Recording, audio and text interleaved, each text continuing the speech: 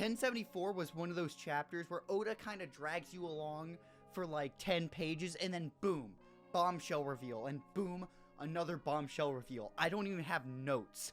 The war is coming, guys. Morgan is sewing these puppet strings to cause the world to go into chaos.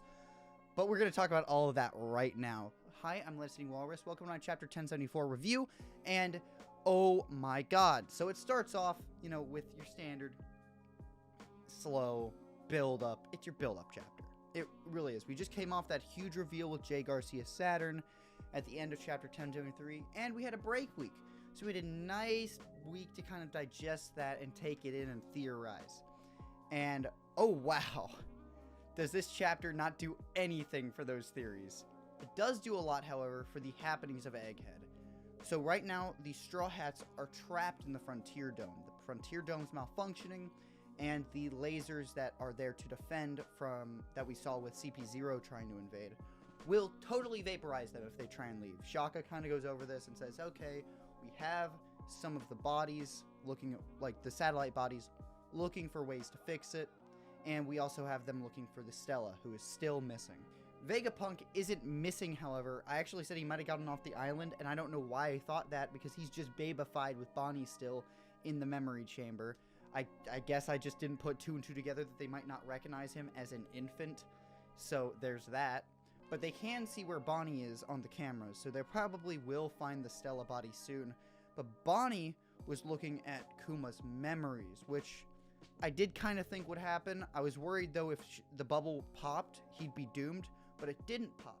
So we're good on there. We still might get the Kuma good ending. However, Bonnie saw something truly horrific. She couldn't handle it. It was a bunch of rugged-looking guys beating a young Kuma. And what I think was going on there was they were fellow slaves beating Kuma because they didn't want to get killed for Kuma running away. So what happened is they went to get Kuma back because it looks like Kuma's a slave. One of the silhouettes kind of looks like a celestial dragon, and Kuma might be going back up there right now for revenge. Maybe he's automated, maybe he's conscious now, but it seems to me he's still just moving on automation. I definitely think Vegapunk set him up to say, hey, look, I'm going to cyborg you up. You're not going to be yourself anymore, but you might be able to get some payback. Now it's kind of looking like he's going there for revenge. Or, again, this might set the stage for the Revolutionary Army to get involved in the conflict.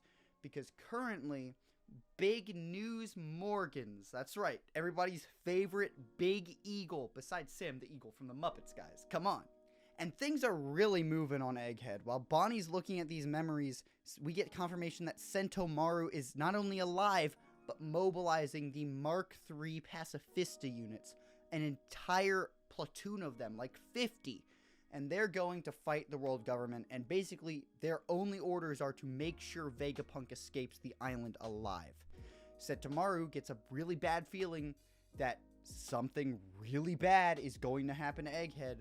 On top of the mobilization of pacifistas, we also have Zoro in his really neat scientific outfit now, chilling with Luffy on the couch, who is exhausted from running around.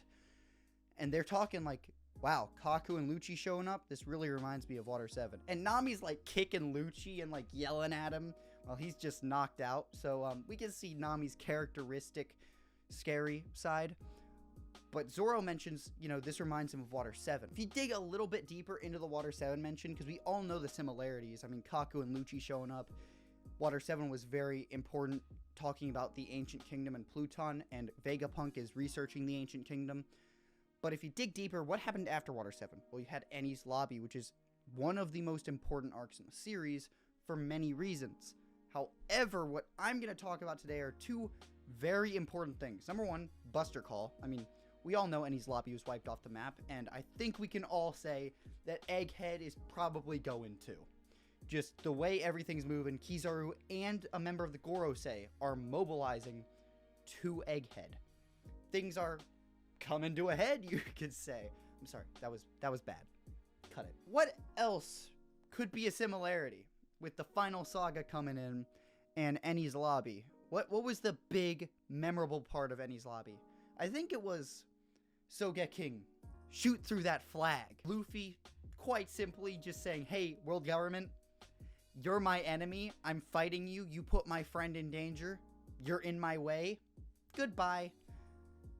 Like, guys, we're nearing the war.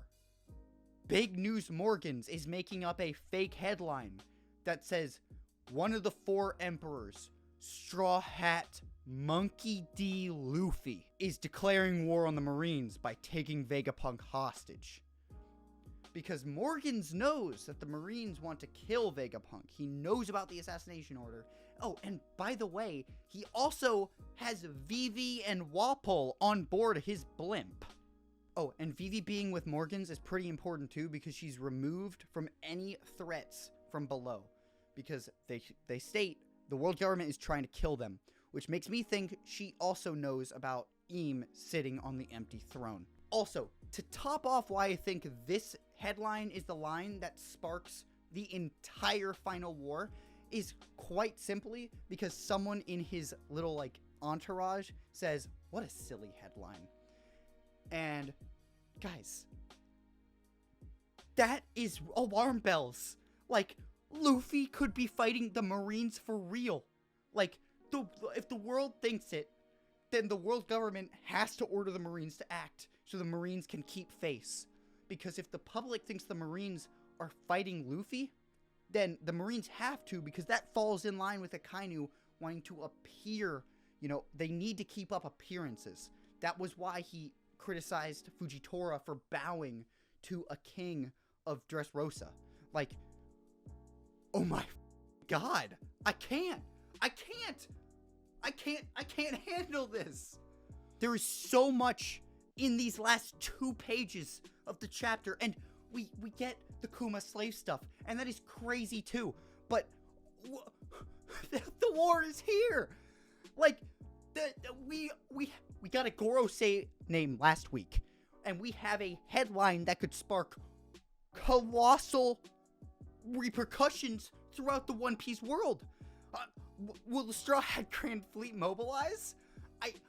I'm actually losing my mind. And what about Elbaf? I mean, we still have that entire arc. And Laugh-Tale, is the final war going to be before he gets the One Piece? Or is Luffy just gonna be like, yeah, I'm just gonna stomp the Marines right quick, and then I'll go to Elbaf, and then I'll go to Laugh-Tale? What could happen with all the crazy stuff Oda has been doing and just dropping casually? Enel could just pop out of the sky and I would not be surprised anymore. Now that I've collected myself, to kind of wrap up this review, I want to talk about how long I think Egghead will last. I think it has the potential to lead into the war, as I'm talking about, or almost morph into another arc. Right now, I can't even risk predicting what would happen next because I have no idea. You know, the Shiki agenda's dead. As I said, Enel could pop out of the sky and I wouldn't be surprised anymore. Sabo could show up chilling with Vivi and Wapol in the air balloon. I don't know. But I do know that I earned your like because I'm very proud of this review. So, if you liked what you saw, go ahead and slap that like button, subscribe, and yeah, tell me what you thought of this insane chapter. Because Oda is, once again, going nuts. Have a wonderful rest of your day, Lettuce Boys.